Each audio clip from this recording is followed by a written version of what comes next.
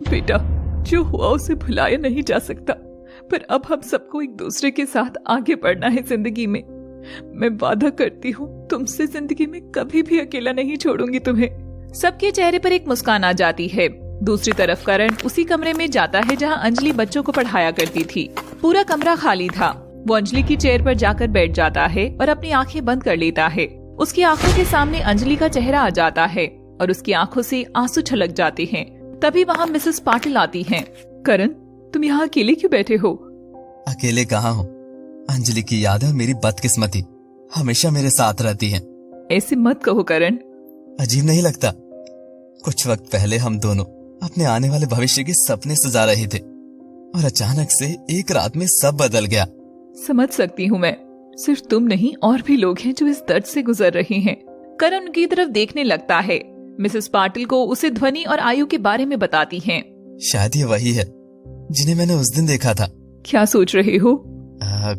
कुछ नहीं, मैं चलता हूँ। तो देखा आपने हमारा जो एपिसोड रहा है 5th नंबर, वो हमने कल देखा है और आज हम देखने वाला है हमारा 6th एपिसोड। जी हाँ, मैं हूँ प्राची और आप सभी का स्वागत करते हैं एमएम ब्लास्ट पे। और आज हम डिस्कस करने वाले हैं जो तू मेरा हमदर्द है के 6th एपिसोड के बारे में। जी हाँ, लास्ट एपिसोड हमने 5th तक देखे थे, आज बारी है 6th पे जाने की और उसके बारे में बातचीत करने की।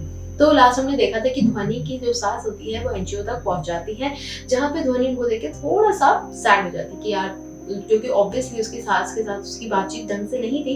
कहीं ना कहीं उसकी सास भी अपने आप को सॉरी फील करती है, क्योंकि उसने जो भी ध्वनि के साथ किया था वो गलत था। क्योंकि जो भी सिचुएशन उस टाइम पे क्रिएट हुई गई थी उसमें ध्वनि का कोई भी गलती नहीं थी और ना ही उसकी कोई फॉल्ट था, जिस वजह से उसको इतना उसने सुनाया। पर कहीं ना कहीं वो सॉरी फील करती है और माफी मांगती है ध्वनि से, और ध्वनि भी बहुत ही अच्छे से उनका स्वागत करती है और उनको और जो है उनकी नाराजगी को समझ के उनको माफ कर देती है। वहीं आप लोगों को इस एपिसोड में देखने के लिए मिलने वाला है जहाँ पे जो ध्वनि है और आयु है, दोनों के बीच में बहुत ही खूबसूरत बॉन्ड आप सभी को देखने के लिए मिलने वाला है।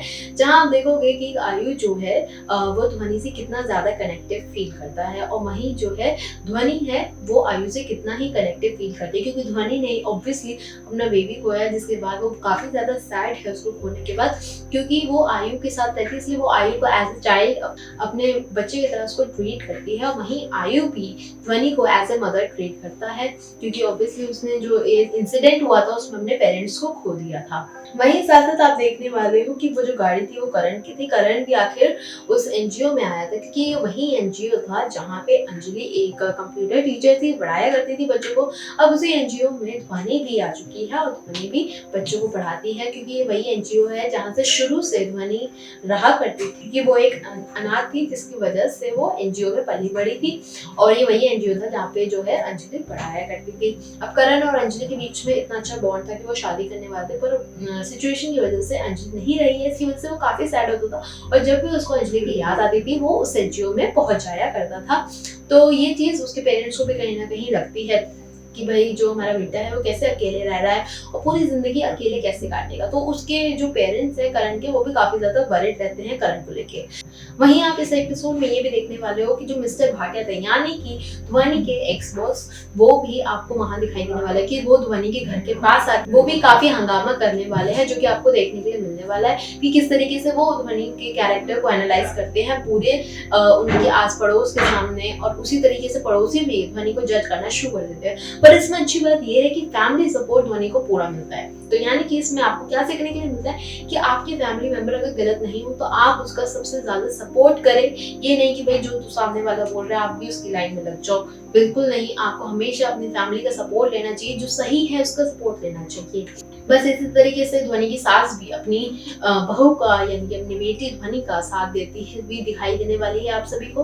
वहीं आप देखोगे कि किस तरीके से ध्वनि अब अकेले रहती है, इंडिपेंडेंट हो चुकी है, काम कर रही है और आयु के साथ उसका इतना अच्छा बॉन्ड है। तो वो अपने जो इन-लॉज हैं उनसे डिस्कस करती है कि भाई जो है मेरे को आयु बहुत ज्यादा पसंद है, मेरे बच्चे जैसे मैं इसको ट्रीट करती हूँ, तो क्या मैं आयु को अडॉप्ट कर सकती हूँ। अब इस पे उसके इन-लॉज क्या डिसीजन लेते हैं ये तो आप लोग एपिसोड में जरूर देखना और फिर बताना कैसा लगा आप सभी को उनका डिसीजन, क्या ये सही था या गलत था। तो ये तो आपको एपिसोड में देखना होगा, इसके बारे में मैं आपको नहीं बताने वाली हूँ। वहीं करण के पेरेंट्स भी आपको काफी ज्यादा बड़े परेशान दिखाई देने वाले हैं। वो भी कहीं ना कहीं सोचते कि करण शादी कर ले, जिसके लिए वो ध्वनि को चूज करते हैं, ध्वनि के घर जाते हैं और करण का रिश्ता लेके ध्वनि के घर कि हमने हमारे बच्चों को इस इंसिडेंट में खोया है, तो क्यों ना हम उस चीज को ठीक करा जाए और आप अपनी बेटी के साथ मेरे बेटे करण की शादी करा दे। अब इसमें उनके इन-लॉज क्या कहते हैं, क्या वो उनकी बात पे एग्री करते हैं, और अगर वो एग्री कर भी लेते हैं तो क्या उस चीज पे ध्वनि एग्री करती है, क्योंकि वो अभी भी समीर के घर रह रही है, समीर से प्यार करती है और ऑब्वियसली वो शादीशुदा रही है समीर के साथ, तो क्या वो इस चीज को लेकर डिसाइड कर पाती है या नहीं, और अगर करती है तो आयु का उसके साथ क्या कनेक्शन बैठता है, क्या वो उसको अडॉप्ट करेगा, और वो अगर अडॉप्ट करती है तो क्या उस चीज के लिए करण मानेगा कि नहीं, ये सब देखेंगे हम हमारे एपिसोड नंबर 7 में, जो कि आपको देखने के लिए मिलने वाला है लव सिटी पे। आज हम देखने वाले एपिसोड नंबर 6, तो जरूर देखना, मुझे बताना कैसा लगा। कल फिर से आएंगे एपिसोड नंबर 7 के साथ, जो तू मेरा हमदर्द है, और देखिएगा जरूर, मुझे भी बताना कैसा लगा, केवल कहाँ पे, एनएम राज पे। तो अब हम कल मिलते हैं एपिसोड नंबर 7 के साथ। करण, हमें तुमसे कुछ बात करनी है। वो हम चाहते हैं कि तुम शादी कर लो। करण हैरानी से उनकी तरफ देखने लगता है। करण और ध्वनि के माता पिता की ये सोच उन दोनों की जिंदगियों को कहां ले जाएगी? क्या वो दोनों इसके लिए कभी तैयार होंगे? जानने के लिए देखते रहिए जो तू मेरा हमदर्द है कहानी का अगला भाग सिर्फ अपने चैनल लव सिटी पर। Stay tuned and thanks for watching.